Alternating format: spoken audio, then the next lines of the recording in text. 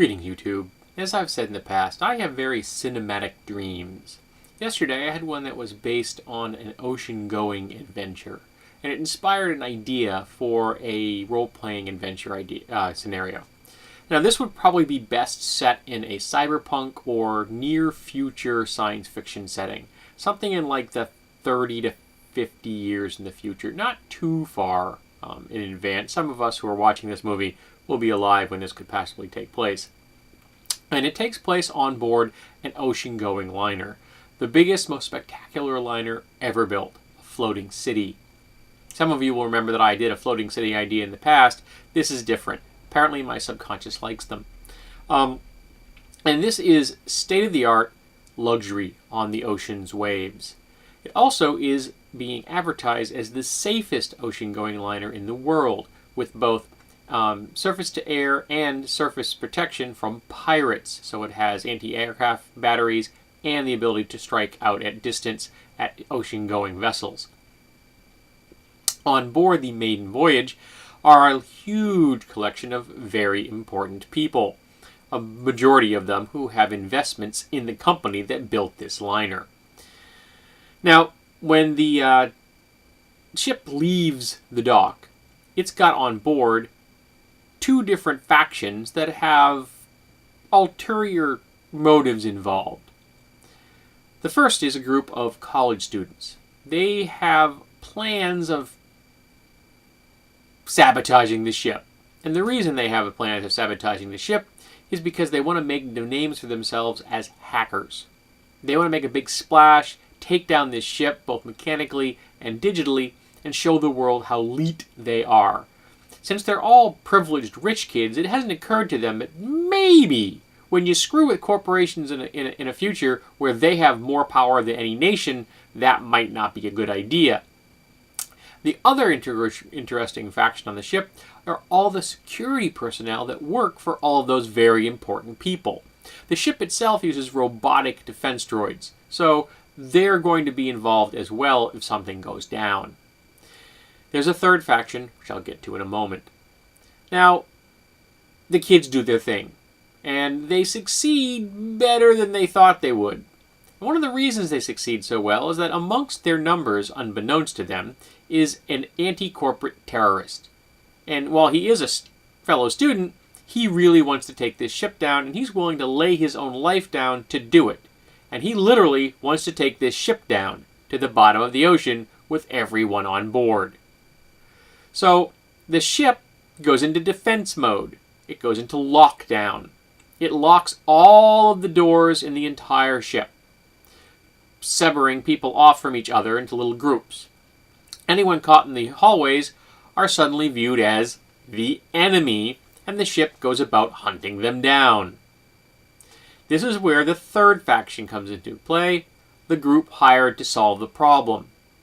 Now the company could bring its own security people in, but that's going to be really noticeable to a whole lot of people. So they would rather have some degree of plausible deniability. So they're going to hire a bunch of adventurers, a bunch of Shadowrunners, to go in there and take on this problem for them. And, if push comes to shove, those Shadowrunners can very quietly be dumped into the ocean and given a watery grave. You don't have to pay people who are dead. Now, they're not going to want to hook up with a first-time group. This is going to be someone they have an established relationship with, because this is going to be a hot mission. When their face makes the contact with the group, he's going to be saying, you need to be moving in an hour. The party was going to be inserted into this situation through the moon pool in the bottom of the ship. They'll be using military-grade dolphins to pull them in, and they'll be using rebreathers to keep them breathing. The military-grade dolphins have been given gills, so they can go ahead and swim the distance from the drop-off sub to the ship without breaking the surface. The player characters, or the adventuring group, if it's not the player characters, are going to need all of their equipment on their person. And it should be as light as possible, because you will be being pulled by a dolphin. Now, on the ship, things have gotten really bad. Now, how bad is up to the GM? The ship could just be doing containment. It's locked all the doors, it's turned on its single scrambler, so no signals are getting in and out of this ship. It's waiting for commands that can't come because at this point the AI is insane. But how insane?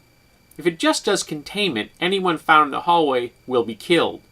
But if it goes really over the edge, say if somebody starts shooting back at it, it may go into search and destroy mode, which means it's going to start sending droids into individual chambers and start killing everyone it sees in an enemy, which is everyone. Even though at the same time the AI is going to be announcing over the intercom to tell everyone to remain calm because it's taking on the horrible, nasty terrorists that are on board, who it thinks are all the people it's looking at. It's going to be a bit of a schizophrenic ride, with some people believing what the ship says and some people finding out the hard way that the ship is off its gourd. So, which group are the PCs? Well, they could be any of them. They could be the rescue team that are in there with a code to shut down the AI. They could be the team of college students that are trying to make a name for themselves as hackers. They could be some of the security. It would be a really great way for a small team, say 3 or 4 players, who all want to play heavies, to be the security force for a VIP and keep their charge alive. Now, the one piece of programming on the ship that's still working is the child inhibitor. The ship cannot fire upon children. It just can't.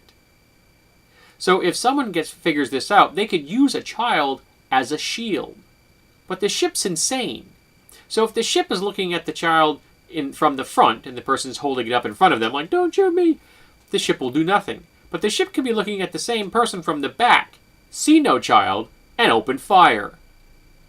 So that could not necessarily work out as well as planned.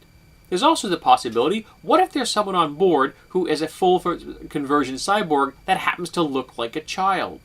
They essentially have immunity. What do they do with this? Now, this is a very open-ended concept. I haven't given the ship any names. I'm leaving this very open structure for anyone to use this idea as they wish. So you're going to have a lot of different things going on. There are politicians on board. There are executives on board. There are very important actors and directors and writers and photographers and all kinds of things on board this ship.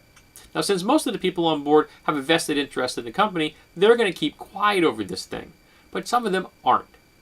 The company figures they can buy them off, or intimidate them, or commit character assassination. And if things get really uncomfortable, they end up in a watery grave. Because the corporation isn't above doing that.